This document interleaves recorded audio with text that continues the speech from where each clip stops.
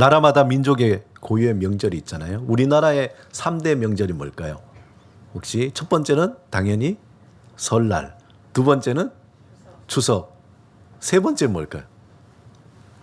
야, 이 세 번째가 아마 마음속에 대부분 대보름이라고 하시는 분들이 백 목사님 확신하시네요. 아니라고. 그럼 뭘까요? 세 번째. 예?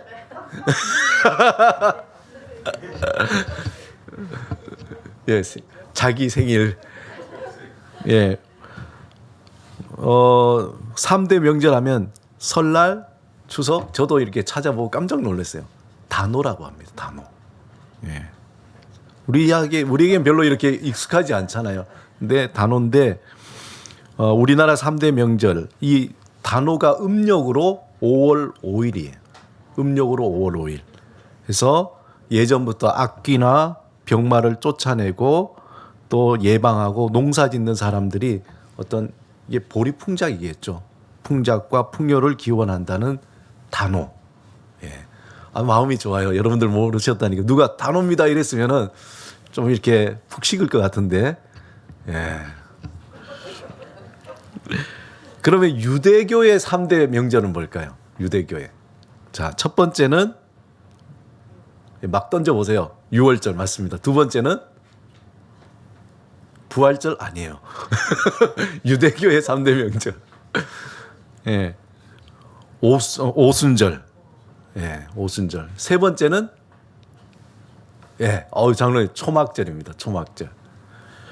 우리가 잘 알듯이 유월절은 유대의 최대 명절이죠. 뭡니까? 애굽에서 탈출한 출애굽한 그날을 기념해서 사실상 유대인들은 그날을 1월 1일로 치는 거예요. 1월 1일.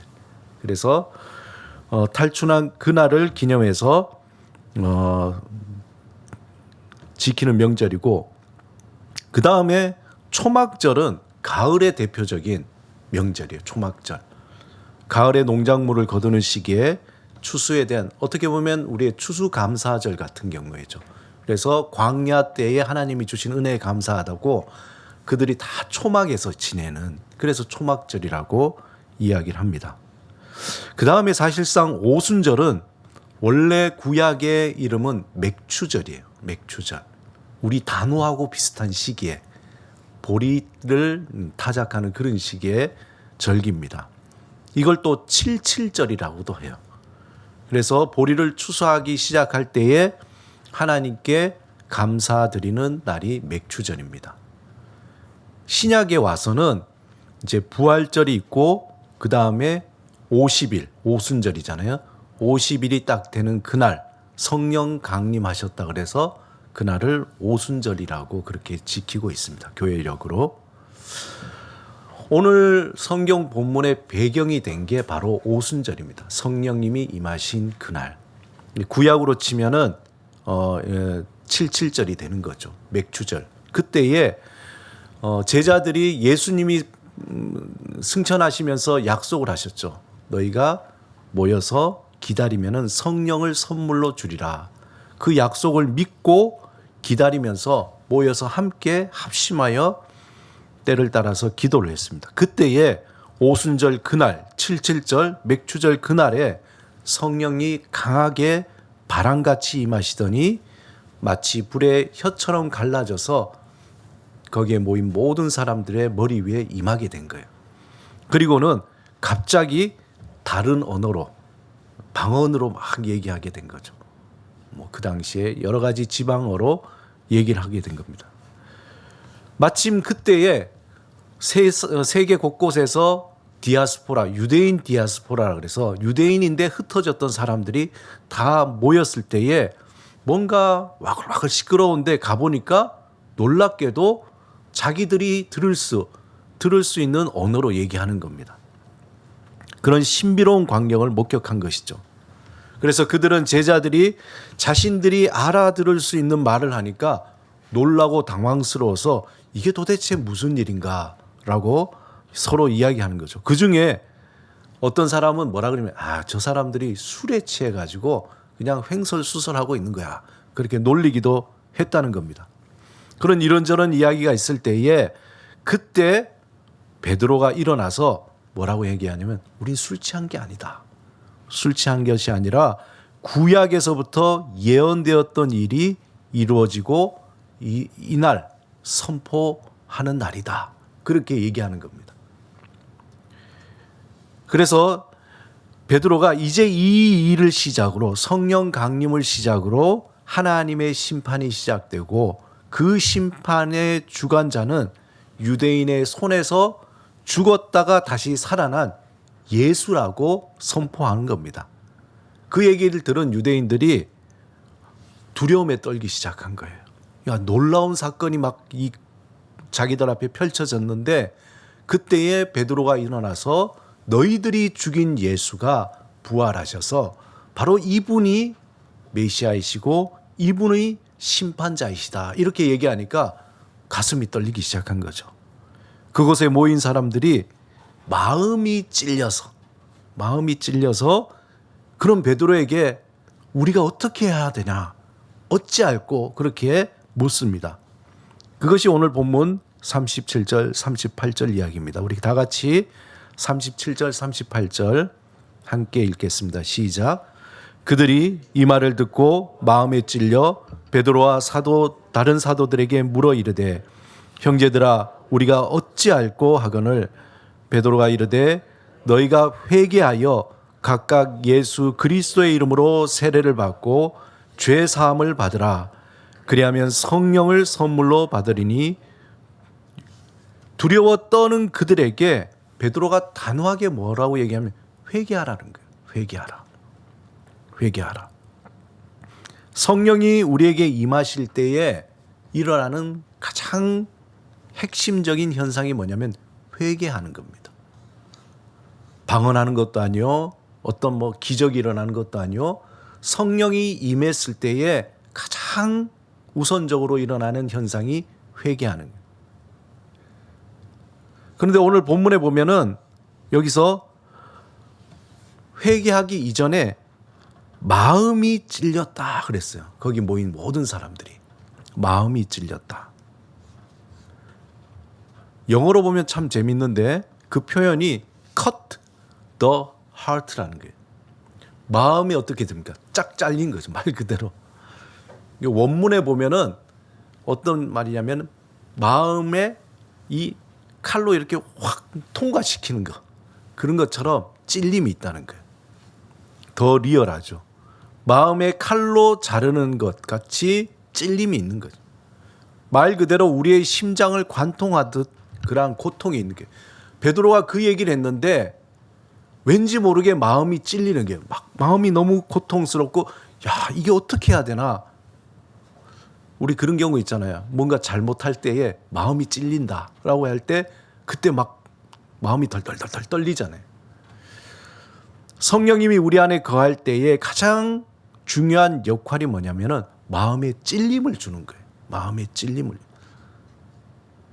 제가 처음 예수를 믿고 난 뒤에 중학교 2학년 때 여름 수련회 때 갔어요. 우리 보통 그런 경험 많잖아요. 그래서 캠프파이어 저녁에 하는데 4주를 가까이 막 그 찬양을 부르는데 이상하게 마음이 울렁울렁 하는 거예요. 그래서 기분이 묘하더라고요. 캠프파이어 할 때 막 기도하고 막 이러는데 그때 성령이 임하셔서 저에게 마음에 찔림을 주더라고요. 그러더니 갑자기 마음속에 생각지도 못한 모든 죄가 다 생각이 나는 거예요. 심지어 아주 작은 죄도 다 생각이 나요. 아버지 몰래, 아버지가 예전에 술 취하면은 자신도 모르게 여기다 주머니에다 동전도 넣고 지폐도 넣고 이러거든요. 그러면 저는 그걸 아니까 아버지 이제 일 나가시면은 장롱 열어가지고 양복이나 이런 거 다 주머니 뒤지며요. 그러면 거기서 지폐도 나오고 동전, 그런 것도 다 생각나는 거예요. 그것도 잘못했지. 누구 때린 거, 이렇게 길 가다 죽은 거, 이런 거 다 마음에 찔려서 눈물 콧물 흘리면서 그걸 다 회개하게 만드는 거예요. 이상하게 누가 뭐라 그러지도 않았어요. 그걸 누가 저에게 와서 고발한 것도 아닌데 마음이 찔려서 그걸 다 불게 돼 있더라고요. 성령이 임하시니까. 우리가 잘못한 방향의 길로 갈 때에 성령님이 너 잘못됐어. 너 그거 큰일 난다. 너 그러다 죽어. 그런 마음이 확 들어오니까 정신이 번쩍 드는 거죠. 마음이 찔립니다. 우리가 성령님을 의지하지 않고 살아갈 때는 그렇게 마음이 찔림이 없어요. 뭐 그렇게 하나 뭐 다 그렇게 사는데 쟤도 그렇게 하고 저 사람도 그렇게 하고 뭐 나라고 뭐 그냥 뭐 그렇게 별로 마음에 찔림이 없이 살아갑니다. 삶의 방향이 하나님을 향하지 않고 세상을 향해 살아갈 때 그것이 잘못인지도 모르고 그렇게 살아갑니다. 그런데 성령님이 우리의 삶에 오셔서 다스리실 때에 우리에게 왠지 모를 마음의 찔림이 있는 거예요.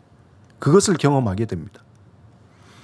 구약의 다윗이 우리아의 아내, 그의 부하의 장수의 아내를 밧세바를 취하고 난 뒤에 완전 범죄를 만들었어요. 아무도 몰라요. 왕이 뭐 그러니까 누가 뭐라 그러겠어요. 그리고 혹시나 무슨 일이 생길까 봐 그 우리아도 전장에 나가서 그냥 죽여버립니다.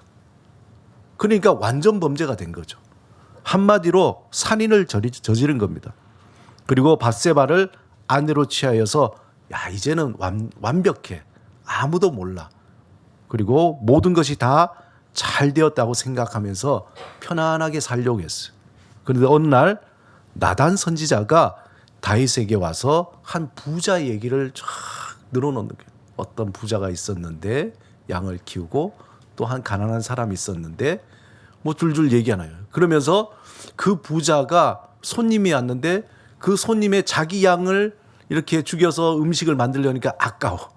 그래서 가난한 자의 양을 뺏어 가지고 그렇게 해서 손님을 대접했다.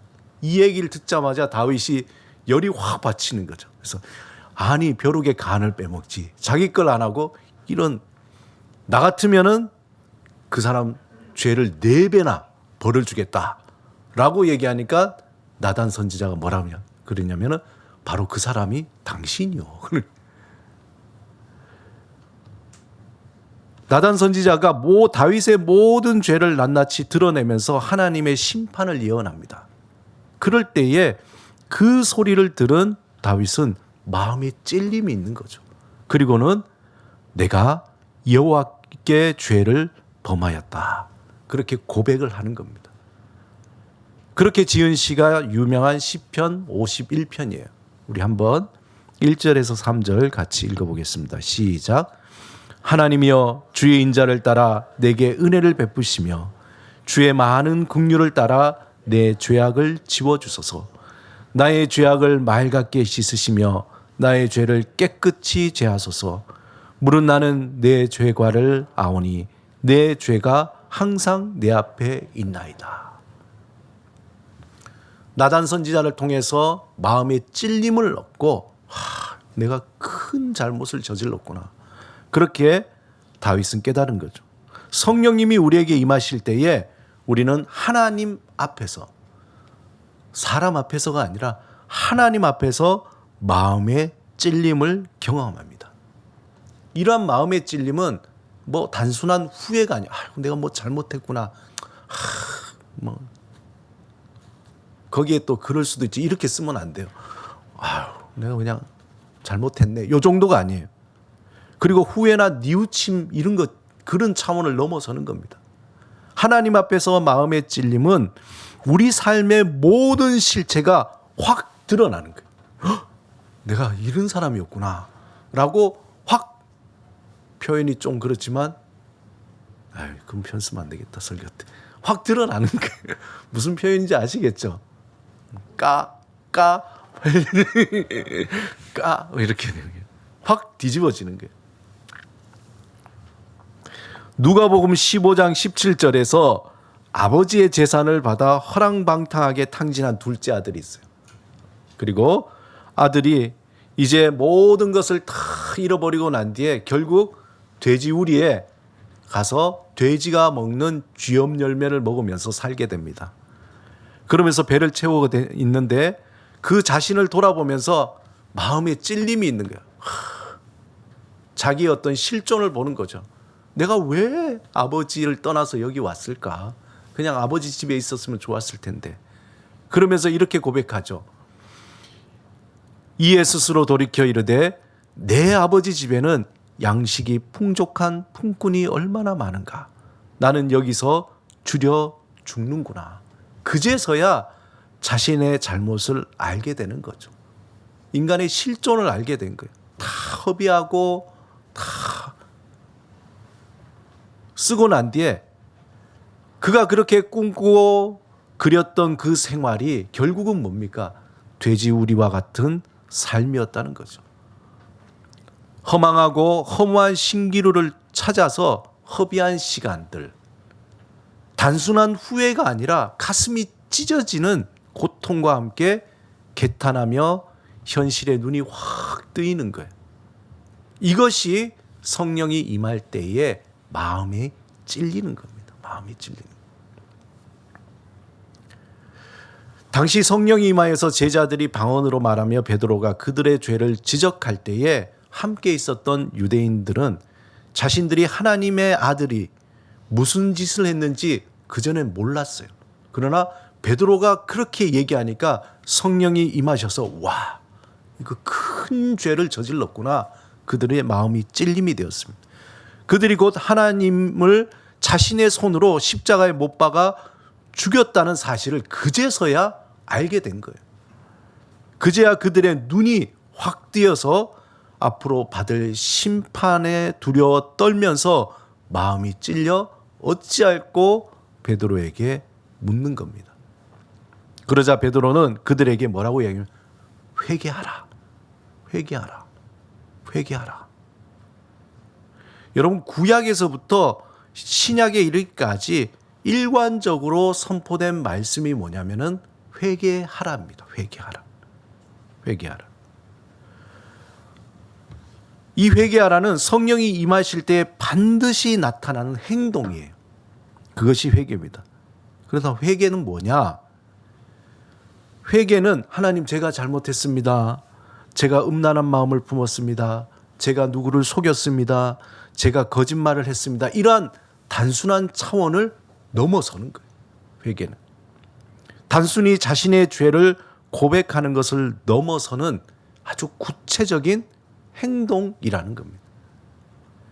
회개라는 말을 단순히 사전적으로 말하면은 어떻게 돼요? 뉘우칠 회자에 고칠 개자입니다. 뉘우치고 고친다는 거예요. 그런데 구약에서 이 회개라는 말은 슈브라는 말인데 굉장히 그 의미가 독특해요. 돌이키다, 돌아가다, 돌아서다, 되돌아가다라는 뜻이에요. 헬라어로는 메타노니아라는 말인데 이 말은 메타, 말 그대로 뭐뭐 후에, 노스, 깨닫다라는 말이에요. 그러니까 뭐뭐 후에 깨닫는 거예요. 그리고는 어떻게 해야 되냐? 행동을 하게 되는 거죠. 즉 어떤 일이 일어난 후에 그것을 깨닫고 난 뒤에 구체적인 무언가를 행동하는 것. 그걸 회개라 그러는 거예요. 가장 쉬운 건 뭐냐면 유턴입니다. 유턴 표지판. 우리 그 다음 PPT 보시면은 우리가 도로에 가면 유턴 표지판 있잖아요. 쭉 가다가 잘못 왔네 하고 직진하는 사람이 어디 있습니까? 되돌아가야 되는 거죠. 돌아가야 되네 하고 되돌아가는 것이 그것이 회개라는 겁니다. 이것을 좀 더 신앙적으로 표현하면은 뭐냐면은 마음을 돌이켜 하나님께 돌아가 하나님과 함께 사는 것. 하나님을 떠나서 그냥 하나님 없이도 나는 살 수 있어 라고 할 때 그 분리된 그 삶이 계속 내 마음대로 내 뜻대로 내가 원하는 대로 살다 보니까 탕자와 같이 모든 걸 탕진하는 거예요. 살아가면 살아갈수록 삶이 허무해지고 내가 뭘 하는지도 모르고 어디로 가야 되는지도 모르고 어떻게 해야 될지도 모르는 방황하는 삶 속에서 성령님이 임하셔서 너 길을 잘못 들었어. 돌아가야 돼. 그걸 깨달으니까 그 깨닫고 난 뒤에 맞아. 내가 하나님께로 아버지께로 다시 돌아가야 되겠다. 생각만 하는 것이 아니라 어떻게 해요? 몸을 돌려서 하나님께로 향하고 하나님께 돌아와 하나님과 함께 사는 것이 회개라는 겁니다. 하나님과 사귐의 관계 속에서 살아가는 그러한 삶. 그래서 회개에는 중요한 것이 뭐냐면 방향성과 행동이라는 거예요. 백날 첫날 입으로만 회개한다 그러면 그건 회개가 아니에요. 넋두리지. 회개에는 반드시 방향성과 행동이 있어야 돼요. 이창동 감독의 영화 밀양이 있잖아요. 우리가 오래전에 참 우리 기독교인에게는 불편한 영화입니다. 어떻게 보면. 근데 거기 보면은 남편이 죽고 그의 고향인 밀양에 내려와서 정착한 주인공 신혜가 있어요. 신혜. 그 신혜가 어느 날 아들이 유괴당하고 죽임을 당합니다. 그런데 허무하게도 그 범인은 다름 아닌 아들의 웅변학원 원장의 박도섭이었던 거예요. 뭐 영화 보신 분은 알겠지만 너무나 가까이 지내고 믿었던 사람이 자기 아들을 유괴해서 죽인 겁니다. 그러자 이 신혜는 억울함과 분노에 차서 막 어떻게 할 줄을 모르는 거예요. 그러다가 우연히 교회 부흥회에 가서 거기서 은혜 아닌 은혜를 받은 거예요. 위로를 받았습니다. 그 후에 신혜는 열심히 신앙생활을 하면서 특별히 원수를 사랑하라, 용서하라는 그 말씀을 따라서 본인도 아들을 죽인 박도섭을 용서하기 위해서 교도소로 찾아갑니다. 신혜는 떨리는 목소리로 하나님의 사랑을 전해주고 싶어서 왔다고 얘기해요. 그런데 그 교도소에 있던 박도섭은 신혜를 향해서 인자한 웃음과 아주 편안한 목소리로 이렇게 고백합니다. 저도 교도소에 들어온 뒤로 하나님을 가슴으로 받아들이게 되었습니다. 얼마나 감사한 일입니까? 하나님이 이 죄 많은 놈한테 손 내밀어 지은 죄를 회개하게 하시고 저의 죄를 용서해 주셨습니다. 눈물로 회개하고 용서받았습니다. 그리고 마음의 평안을 얻었습니다. 아침에 일어나자마자 기도하고 하루하루가 얼마나 감사한지 모릅니다. 하나님께 회개하고 용서받으니 이렇게 편합니다. 자신을 죽인 아들을 용서하려고 찾아간 신혜는 이미 성자가 되어버린 죄수요 박효섭 그 사람의 평안한 얼굴과 환한 미소를 보는 순간 피가 다시 거꾸로 솟아나는 거예요.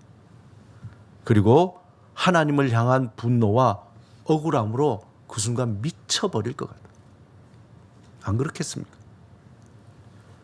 이 부분이 그리스도인에게 불편한 부분이에요. 아주 논란이 되는 부분이죠. 아주 이슈가 됐던 장면입니다. 여러분 어떻게 생각하세요? 하나님의 용서를 받은 저 사람, 왜 신혜는 그렇게 피가 거꾸로 솟아야 되는가? 박효섭이 하나님 앞에서 회개하고 하나님의 은혜로 용서를 받았으면 다 끝난 것인가? 라는 질문인 거죠. 문제는 그가 신혜에게 크게 죄책감을 갖지 않는다는 거예요. 너무 편안하다는 거예요. 나는 하나님께 용서받았으니까 난 너무 편해. 당신이 용서 안 해줘도 하나님께 용서받았어. 그게 다인가요? 그녀의 유일한 아들을 죽이고 그녀의 일생을 망쳐놓았는데도 그는 마치 모든 것을 초월한 도인이 된 것처럼 최고의 경지에 도달한 수도사처럼 그렇게 평안해진 거예요. 이것이 신혜를 미치게 만드는 겁니다. 여러분, 진정한 회개라는 것은 마음의 찔림으로 자신의 죄를 고백하고 하나님께로 돌아가는 행동이에요. 여기에서 하나님께 돌아가는 행동에는 세 가지가 충족해요. 이것을 칼빈이 얘기하는 건데 회개의 삼중성이라는 거예요. 첫 번째 뭐냐? 하나님과 나와의 회개가 있어야 되는 거예요. 그리고 나와 내가 회개가 있어야 되는 거예요. 그리고 나와 이웃의 회개가 있어야 되는 거예요.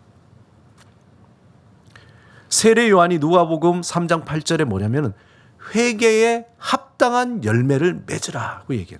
회개에 합당한 열매를 맺으라. 이 회개에 있어서 가장 모범적인 대표적인 예가 삭개오의 회개입니다. 여러분 누가복음 18장 8절 우리 다 같이 한번 읽어보겠습니다. 시작. 내 소유의 절반을 가난한 자들에게 주겠사오며 만일 누구의 것을 속여 빼앗은 일이 있으면 내 갑절이나 갚겠나이다. 삭개오는 회개하고 예수 그리스도를 자신의 집에 모셨습니다. 그리고 말씀을 들으면서 회개하고 하나님의 사람으로 된 거죠.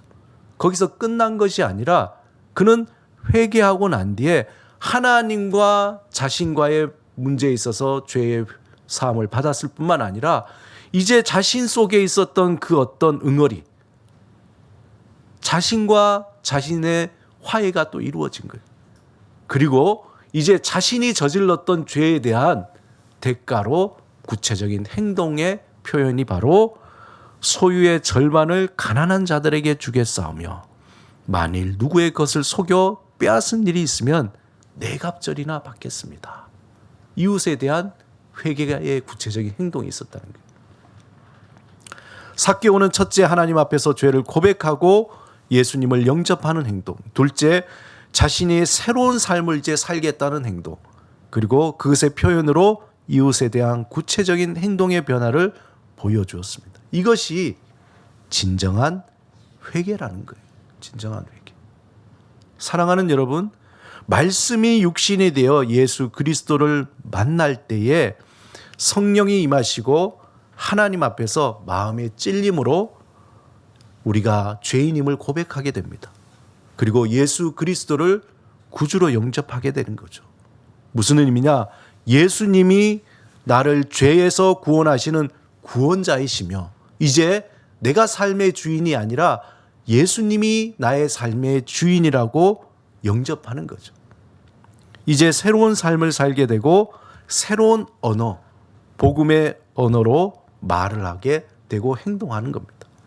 세상의 가치를 따라 살기보다 하나님의 이제 말씀을 따라서 삶을 살아가며 조금씩 변화되는 겁니다. 그것이 진정한 회개의 시작이라는 것이죠. 하나님의 자녀로 그리스도인으로 산다는 게 뭡니까? 그것은 칼빈이 얘기했듯이, 깔뱅이 얘기했듯이 회개의 삶을 사는 것이 그것이 그리스도인의 삶이라는 거예요. 한 번이 아니라 날마다 하나님 앞에서 말씀을 읽고 마음의 찔림을 얻고 그것에 대해서 하나님 앞에 회개하고 구체적으로 새로운 삶과 그리고 이웃에 대한 회개의 삶으로 살아가는 그 삶이 그리스도의 삶이라는 거예요. 날마다 하나님 말씀 앞에서 성령의 음성을 들으며 마음의 찔림을 얻습니다. 자신의 죄를 회개하고 회개에 합당한 행동으로 살아가는 삶입니다. 이러한 진정한 회개가 없는 신앙은 서서히 형식적인 종교 생활로 변질이 됩니다. 하나님의 은혜도 자꾸 식어져요. 하나님이 주신 용서의 감각도 사라집니다. 점점 회칠한 무덤이 되는 거예요. 회칠한 무덤 아시죠? 무덤에 회를 칠한 거예요. 아무리 무덤에다가 겉에다 금칠을 하고 보석을 박아도 그것은 뭡니까? 무덤인 거예요. 그 속은 시체, 썩은 시체가 있는 거죠. 그것처럼 예수를 믿는다고 하지만 실상 그 속은 썩은 내가 진동하게 되는 겁니다. 현재 한국 교회가 사회로부터 외면당하고 있는 것이 진정한 회개가 없기 때문이 아닐까요? 삭개오처럼 회개하고 내 소유의 절반을 나눠주기보다도 오히려 예수 믿고 구원받고 내 소유의 예전보다 내 소유가 더 많이 쌓이고 누리면서 살겠다는 이 반쪽의 회개 때문에 사람들에게 외면받고 있지 않나요? 날마다 하나님의 말씀 앞에서 잠잠히 성령의 음성을 듣는 시간이 필요합니다.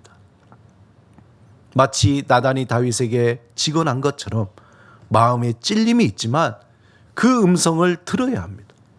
그 찔림은 오히려 의사가 수술대에서 우리 안에 있는 암덩어리를 잘라내는 것과 같이 우리를 살리기 위해서 성령님께서 들려주시는 음성입니다. 우리가 회개를 통해 하나님의 자비하심을 경험하면 경험할수록 하나님과 더 친밀한 관계를 맺게 됩니다. 또한 나와 내 자신이 더 가까워지는 거예요. 그리고 나와 이웃과 더 가까워지게 됩니다. 그 친밀함 속에서 자연스럽게 하나님이 원하시고 기뻐하시는 구체적인 행동의 변화가 일어납니다. 성령님은 우리에게 날마다 진정한 회개를 통해 하나님의 깊은 자비하심을 경험하시기를 원하고 계십니다. 그 자비하심을 경험할 때에 우리의 삶은 변화됩니다. 나를 용서하고 남을 용서하고 나의 것을 나눠주며 나 혼자만 사는 것이 아니라 더불어 살아가고 싶은 마음이 조금씩 생겨나게 되는 겁니다. 그런 삶에 주님은 여러분을 초대합니다. 그 초대에 주님, 제가 그 자리에 가겠습니다. 아멘으로 화답하며 회개하여 새로운 복음의 언어로 변화되는 삶을 사시기를 주님의 이름으로 축원합니다. 우리 같이 한번 기도드리겠습니다. 우리가 침묵으로 기도드릴 때에 주님, 그렇습니다. 우리 삶 속에 진정한 회개가 없었습니다.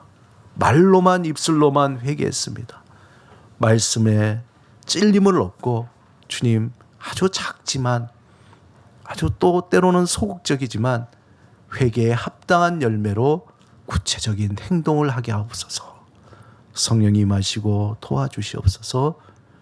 이 시간 침묵으로 말씀을 생각하시며 기도드리겠습니다.